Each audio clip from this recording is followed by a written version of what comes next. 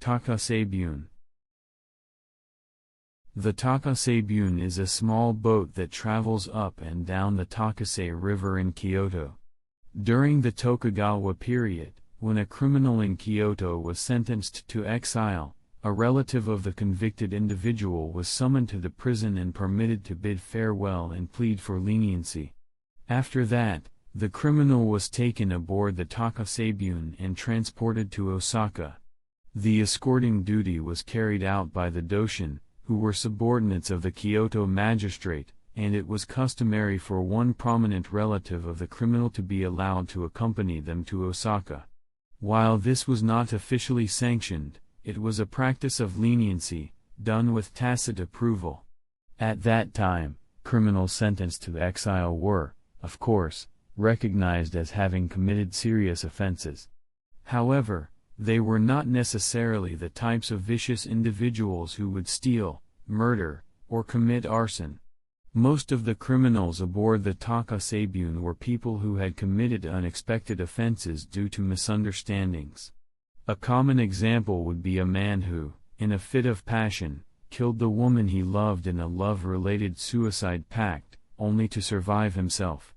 As the Takasebune carried such criminals, it set off around the time of the evening bell, gliding eastward while viewing the darkened houses of Kyoto on both banks, crossing the Kamo River.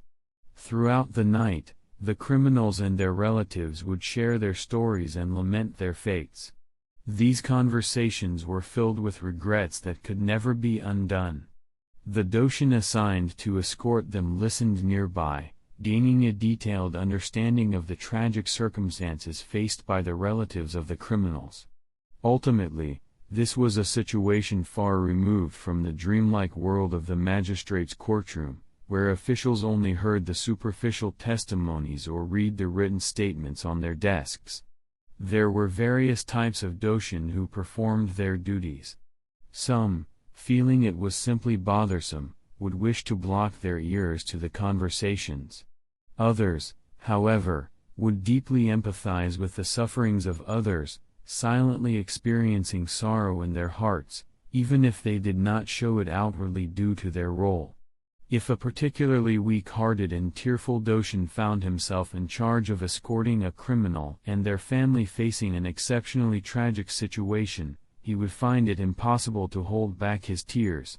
As a result, the task of escorting criminals on the Takasebune was regarded as an unpleasant duty among the Doshin in the magistrate's office. When was it? It was probably during the Kansei era when Prince Shirakawa Rako was in power in Edo. On a spring evening, as the cherry blossoms at Shianen fell to the sound of the evening bell, an unusual and rare criminal was loaded onto the Takasebune. His name was Kisuke, a man of about 30 years, who had no fixed address. Naturally, he had no relatives who could be summoned to the prison, so he boarded the boat alone. The Doshin assigned to escort him, Hanada Shobei, had only heard that Kisuke was a criminal guilty of fratricide. As he brought him from the prison to the pier, he observed Kisuke's emaciated and pallid appearance. Kisuke seemed incredibly subdued and humble, treating Shobei as a public official, doing his best not to contradict him in any way. Yet, this was not a display of submissiveness typical among criminals, who often feign obedience to curry favor with those in power. Shobei found this strange. Even after boarding the boat, he did not merely perform his duty by keeping watch, he continuously paid close attention to Kisuke's behavior. That day, the wind had died down by evening, and thin clouds covered the sky, obscuring the moon's outline. The warmth of approaching summer seemed to rise from the earth on both banks and from the riverbed, enveloping the night in a haze. As they crossed the Kamo River, leaving the Shimokyo district, the surroundings fell silent, with only the whisper of water lapping at the bow of the boat. Though criminals were allowed to sleep on the night boat, Kisuke did not lie down. Instead, he gazed silently at the moon, which brightened and dimmed according to the density of the clouds. His forehead was clear, and his eyes held a faint sparkle. Shobei did not look directly at him, but he kept his gaze fixed on Kisuke's face. He found it mysterious and repeated to himself, "How strange." This was because Kisuke's face appeared joyful from any angle, and if he had not been concerned about the presence of officials, it seemed he might start whistling or humming a tune. Shobei thought to himself. He had escorted criminals on the Takasebune many times. However, those he had brought along were usually pitiable figures, bearing expressions that made them hard to look at. But what was the matter with this man? He looked as though he were riding in a pleasure boat. He had supposedly committed the crime of killing his brother, yet regardless of whether that brother was a bad person or the circumstances surrounding the killing, one would not expect him to be in such a cheerful state. Could this pale, emaciated man be such an exceptionally cruel individual, lacking all sense of human emotion? That did not seem likely. Perhaps he was simply a little mad. But then again, there was nothing in his words or actions that was inconsistent. What on earth was going on with this man? The more Shobei pondered Kisuke's demeanor, the more perplexed he became. After a while, Shobei could no longer hold back and called out, "Kisuke! What are you thinking about?" "Yes," replied Kisuke, looking around as if he were concerned that the official might have noticed something. He straightened his posture and observed Shobei's expression. Shobei felt he had to explain the motivation behind his sudden question and provide an excuse for engaging in a conversation outside of his duties. So he said, "No, it's not that I have any particular reason for asking. The truth is, I've been curious about your feelings regarding going to the island. I've sent many people to the island on this boat, and while each of them had various backgrounds, they all seemed to lament their departure, crying throughout the night with their relatives who came to see them off. But looking at you, it seems you're not troubled at all about going to the island. What do you really think about it?" Kisuke smiled cheerfully. "Thank you for your kind words. Indeed, going to the island must be a sad thing for other people. I can understand that feeling. However, that applies to those who have been living comfortably in society. Kyoto is a lovely place, but I believe the kind of suffering I've endured here is something that cannot be found anywhere else. Thanks to the government's mercy, I've been given my life and sent to the island. While it may be a difficult place, it's not a place for demons. Until now, I've had nowhere to call my own. Now, the government says I'm to live on the island. Being able to settle in a place designated for me is the most thankful thing of all. Besides, even though I have such a frail body, I've never been sick, so once I'm on the island, no matter how hard the work is, I believe I won't injure myself. Also, I've received 200 mon as a travel allowance for the journey to the island. I have it right here," he said, placing a hand on his chest. It was customary at the time to give 200 mon in copper coins to those who were sentenced to distant exile. Kisuke continued, "I'm embarrassed to say that until today, I've never had 200 mon in my pocket like this. I've always wanted to find work somewhere, and as soon as I found it, I worked hard without sparing any effort. The money I received always slipped from my hands from right to left. Whenever I could buy food with cash, that was a good time for me. Usually, I'd have to pay back borrowed money and then borrow again. But now that I'm in prison, I'm being fed without having to work. Just that makes me feel I owe something to the government. And I received these 200 mon when I was released from prison. Seeing that I can still eat the government's food, I can hold on to these 200 mon without using them. To be able to hold on to money as my own is a first for me. I don't know what kind of work I'll be able to do on the island, but I'm looking forward to using this 200 mon as the foundation for my future work," he said, falling silent. Shohei replied, Is that so? But he found Kisuke's words so unexpected that he was momentarily unable to respond, lost in thought. Shohei was now approaching middle age, having already fathered 4 children with his wife. His elderly mother was still alive, making it a household of 7. He led a frugal life, often described by others as stingy, with only the clothing he needed for work and a sleeping robe to wear. Unfortunately, his wife had come from a well-to-do merchant family.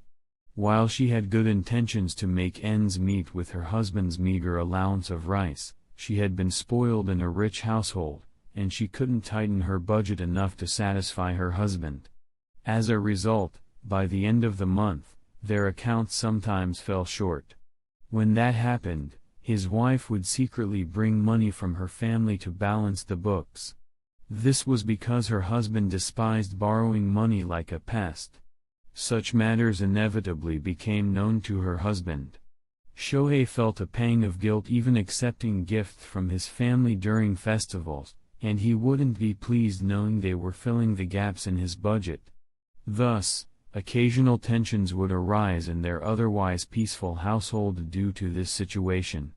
Now, after hearing Kisuke's story, Shohei compared Kisuke's circumstances to his own. Kisuke said that even when he earned a wage, he lost it by passing it from right to left. His situation was indeed pitiful and tragic. But upon reflecting on his own life, he wondered how much of a difference there really was between them. He too merely passed along the rice allowance he received from the government, moving it from one hand to another.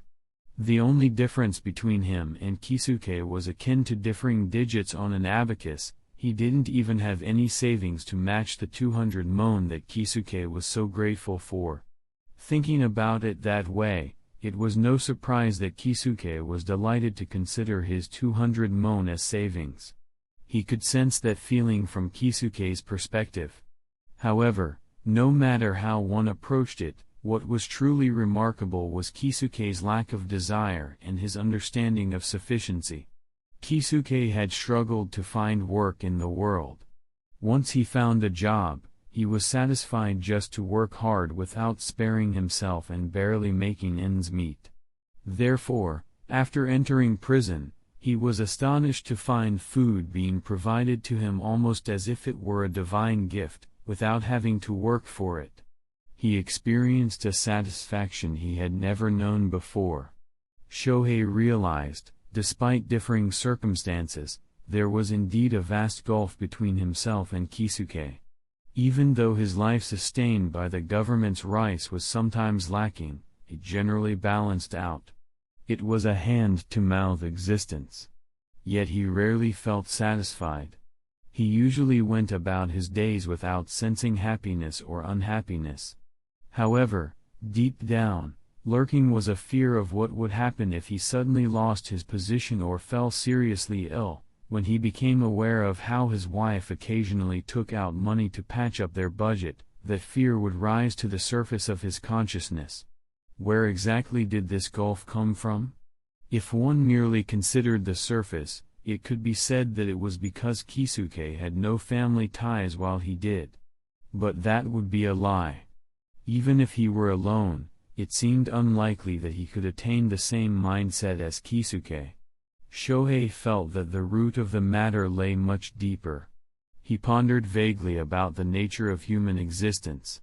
People think about their ailments and wish for them not to exist.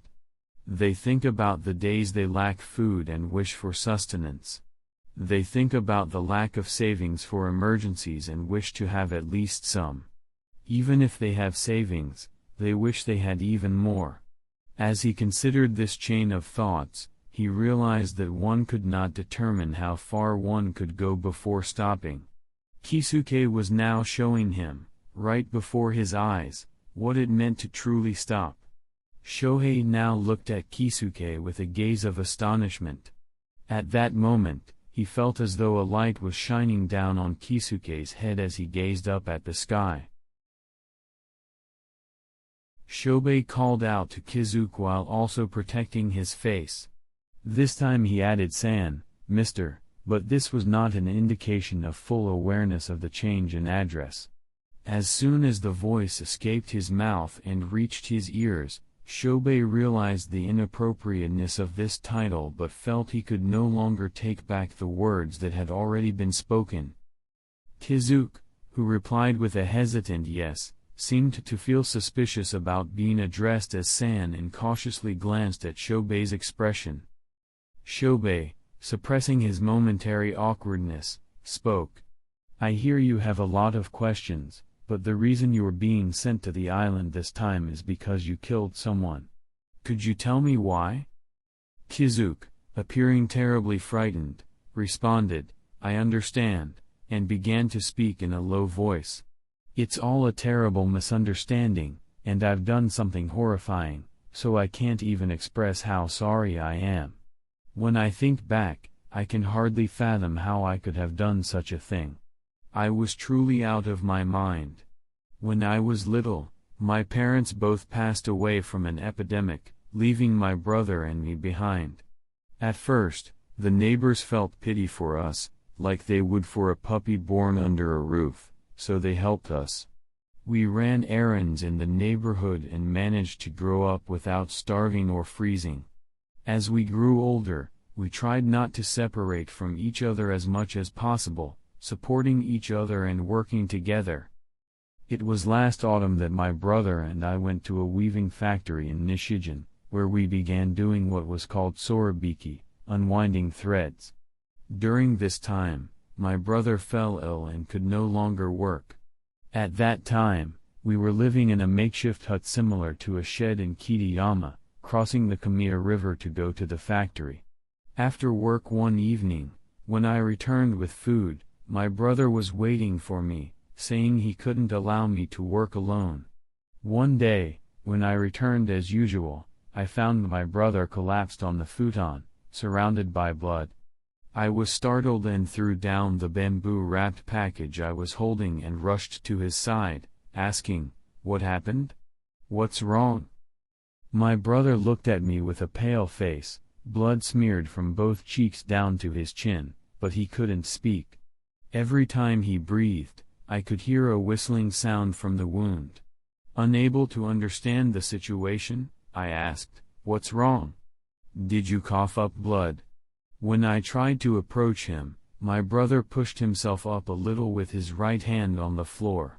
His left hand was pressing firmly under his chin, but blood clots oozed between his fingers.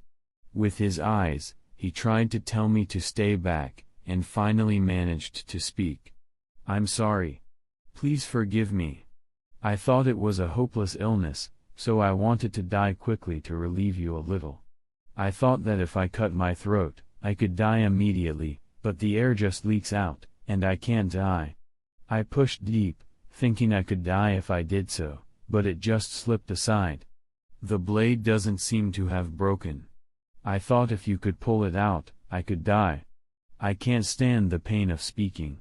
Please help me pull it out," he said.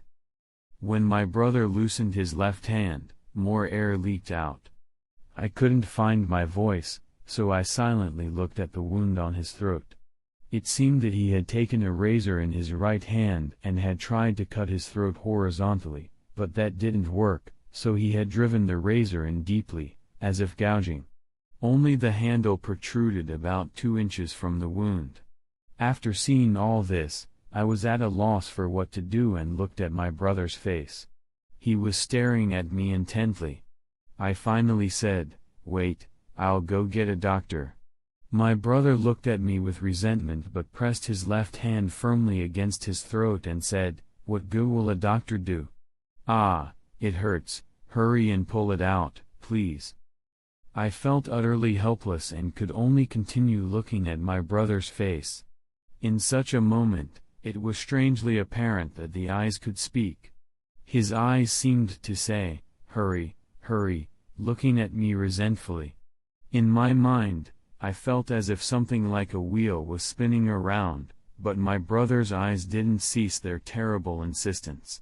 Furthermore, the resentment in those eyes gradually became more severe, eventually turning into a hateful glare, as if glaring at an enemy. Seeing this, I thought that I must do as my brother had said. I said, "I have no choice, I'll pull it out for you." At that, my brother's expression changed entirely, it brightened, and he seemed so pleased. I thought that I had to act decisively and leaned forward. My brother released his right hand, which he had been pressing down with, and lay down after propping his elbow on the floor with the hand that had been covering his throat. I gripped the razor tightly and pulled it straight out. Just then, an old woman entered through the front door, the very woman I had asked to give my brother medicine or do something for him while I was out. It was already quite dark inside, so I didn't know how much the woman saw, but she exclaimed and then dashed back out, leaving the door wide open.